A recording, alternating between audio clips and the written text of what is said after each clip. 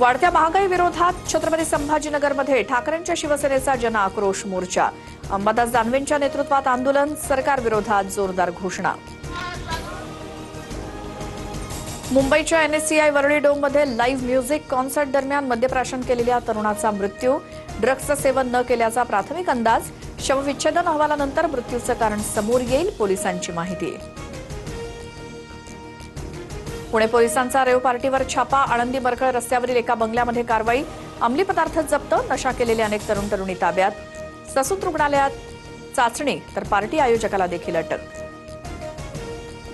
मुंबई विमानतळावर सोनं तस्करी प्रकरणी भाजपच्या पदाधिकाऱ्यांना अटक। मुंबई विमानतळ सोनं तस्करीचा अड्डा बनतोय, फडणवीसांनी यावर भाष्य करावं, संजय राऊतांचा हल्लाबोल। तर अटकेतील आरोपींचा भाजपशी संबंध नाही, बन यांचं स्पष्टीकरण। कॉक्रोच जनता पार्टीचे अभिजित दिपके कालच्या आंदोलनानंतर छत्रपती संभाजीनगरच्या घरी परतले।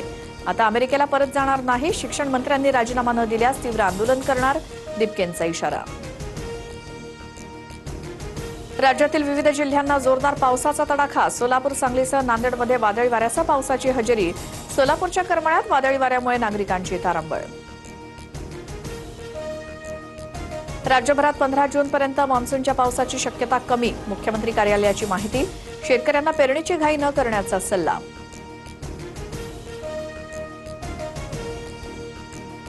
अकोल्यात आजारी पतीला पाठीवर घेऊन पत्नीची रुग्णालयात भटकंती, रुग्णालयातील भोंगळ कारभारामुळे प्रशासनाच्या कार्यपद्धतीवरती प्रश्नचिन्ह। संबंधित व्हिडिओ AI जनरेटेड, शासकीय वैद्यकीय अधिकाऱ्यांचा अजब दावा।